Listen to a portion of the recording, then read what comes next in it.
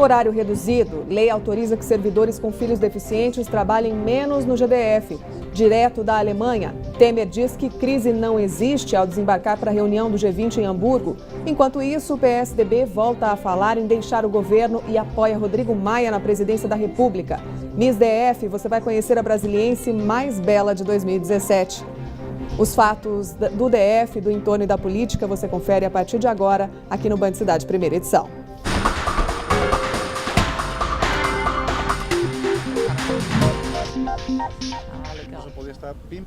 Olá, boa tarde. Uma lei que pode beneficiar e muito os funcionários públicos do Distrito Federal. A Câmara Legislativa aprovou um projeto que reduz em até 20% a jornada de trabalho do servidor que tem um filho com algum tipo de deficiência. A lei aguarda a sanção do governador Hollenberg, mas só vem confirmar um direito que já tinha sido garantido, tem sido garantido pela Justiça. Denise é a mãe do Daniel. O garoto tem síndrome de Down e por isso precisa do acompanhamento frequente da mãe para conseguir fazer todas as atividades diárias. Para dar conta dessa rotina, Denise conseguiu na Justiça o direito de ter o horário de trabalho reduzido em 20%. Mas isso não foi nada fácil. Crianças com síndrome de Down, crianças com paralisia, síndromes raras, crianças com deficiente, elas têm que ser estimuladas. Não estimulada só pelo terapeuta, mas estimulada também pelos seus familiares. Então, se você falar 20%, ajuda quem não tem nada, que era o meu caso. Eu não tinha nada, ganhei hoje 8 horas na minha semana. Só que vai me resolver? Não. Mas, a partir de agora, conseguir esse benefício vai ser mais fácil. Isso porque uma lei aprovada pela Câmara Legislativa vai beneficiar o servidor do GDF que o filho tem algum tipo de deficiência. Para essa advogada, esse foi um passo muito importante e deve acabar com situações constrangedoras no ambiente de trabalho. Infelizmente, hoje, a maioria das pessoas que têm um filho com deficiência e que precisa dessa redução de horário, elas necessitam compensar o horário, porque é isso que está na lei. E essa compensação ela também é bem difícil. Você imagina que você precisa se ausentar num determinado momento e depois voltar à noite para compensar esse horário de trabalho. Mas mesmo com a conquista desse direito, Denise afirma que é preciso continuar caminhando nesse sentido. Tudo uma questão mesmo de sensibilizar aqueles que podem mudar. Porque uma das coisas que eu falo é que eu não sou semente, o pai do Daniel não é semente. Então, por que a gente briga pela redução? Porque vai chegar um dia, o Daniel vai andar pelas próprias pernas, vai ter a sua profissão, ele vai fazer o que ele quer fazer. Mas por quê? Porque ele foi trabalhado e estimulado na fase certa. Sérgio Amaral, é uma coisa pequena que pode fazer muita diferença na vida dessas crianças. Olha, né? É aparentemente pequena, mas é uma baita de uma decisão justa, Lana, uma decisão carregada de sentimento mesmo. E na discussão da lei, teve até gente que ensaiou um discurso contra, alegando que o Brasil precisa de muito trabalho, e é verdade. Mas nesse caso aí, até a página 2, né? A situação não é bem essa. A gente sabe que quem tem um filho com alguma necessidade especial, com alguma deficiência, precisa mesmo de um carinho a mais, de uma assistência a mais, de um acompanhamento a mais. E eu me atrevo a dizer, viu, Lana, que nesse caso aí, essa providência pode ter efeitos positivos até econômicos, porque o pai ou a mãe que tem um filho nessa condição e fica lá o tempo todo da jornada de trabalho dele preocupado com o que está acontecendo em casa, com o que está acontecendo com o filho, com a filha, ele perde até a produtividade. E ele, tendo esse tempo a mais para tomar conta, para dar essa assistência a mais, esse carinho a mais ao filho ou à filha, no tempo que ele estiver trabalhando, ele vai até com certeza produzir mais, mesmo que o tempo seja menor, Lana. O saque do 5º e último lote das contas inativas do FGTS foi antecipado e começa amanhã. 67 agências estarão abertas neste sábado no DF e na região do entorno.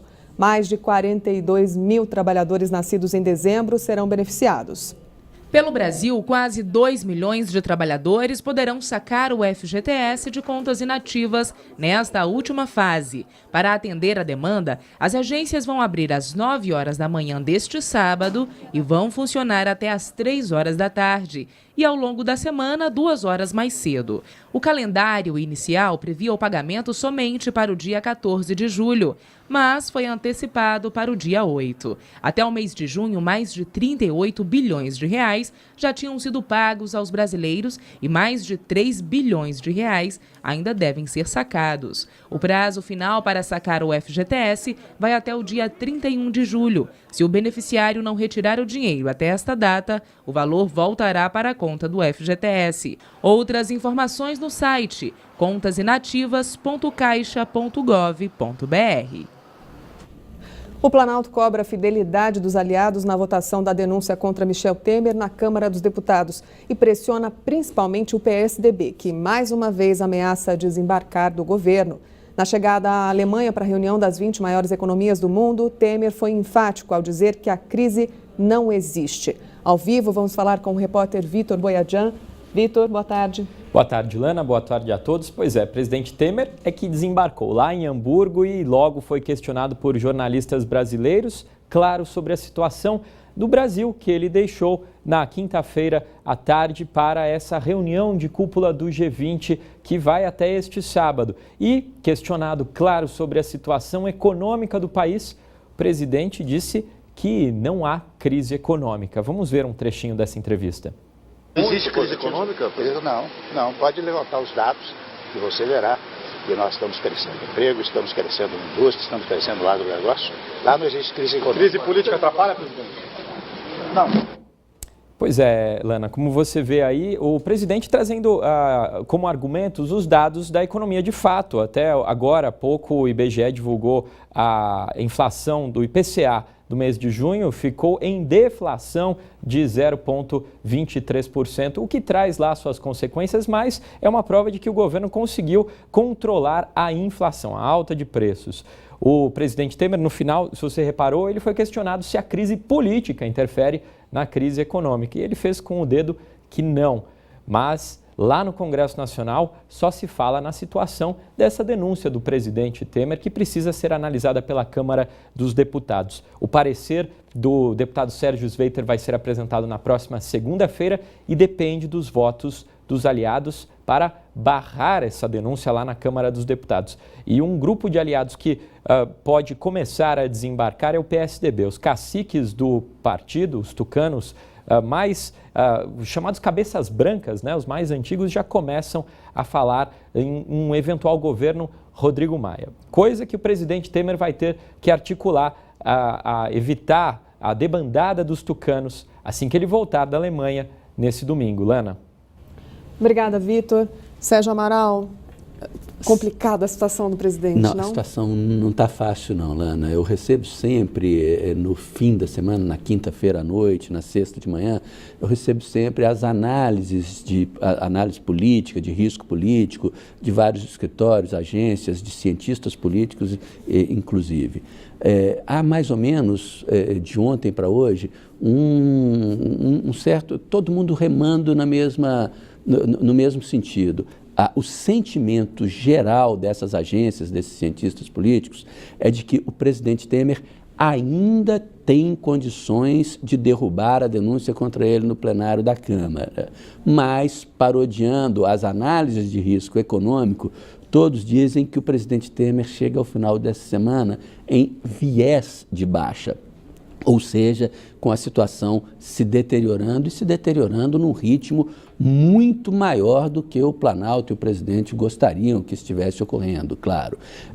Nesse momento, o que se diz é que a votação na Comissão de Constituição e Justiça da Câmara apontaria uma vitória muito apertada do presidente, com risco até de derrota, o que não tem efeito prático lá no plenário. No plenário, todos continuam imaginando, apostando que o presidente vence essa parada, mas principalmente é preciso que o presidente consiga isso de uma forma rápida, que essa votação ocorra ainda antes do recesso, ou seja, na próxima semana, ou então, no máximo, até a segunda-feira da outra semana, dia 17, porque no dia 18 começam as férias do Congresso Nacional, dos deputados e senadores. Se essa questão não for votada no plenário da Câmara até aí, e se isso ficar para agosto, aí a situação pode se complicar, pode se deteriorar ainda mais. O que todos os analistas são unânimes em dizer é que o governo precisa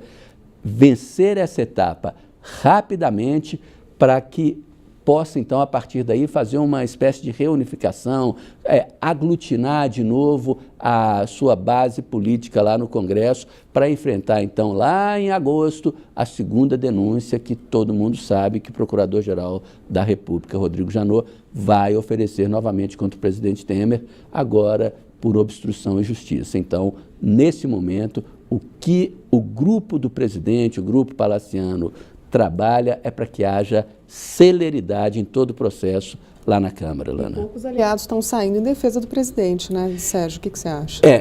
Isso é uma situação mais complicada, que o governo quer trabalhar com isso também. O presidente Temer, na noite de anteontem, fez a cobrança firme dos ministros, né, e assessores principais. Olha, tem que defender, tem que fazer a defesa firme. Não basta vencer com os votos lá, não. Além de voto, é preciso o discurso favorável em defesa ao presidente Temer. E o racionamento de água continua. Hoje as regiões afetadas são Taguatinga Sul, Arniqueiras, Areal, Riacho Fundo 1, Sudoeste, Octogonal, Cruzeiro Novo e Guará. O setor de indústrias gráficas e os condomínios do Jardim Botânico também ficam sem água nesta sexta-feira. O cronograma completo do rodízio está no site caesb.df.gov.br. A seguir, tudo sobre a primeira semana da Clínica do Real Madrid em Brasília. A capital recebe até o dia 14 os treinadores de base espanhóis. O Band Cidade volta já.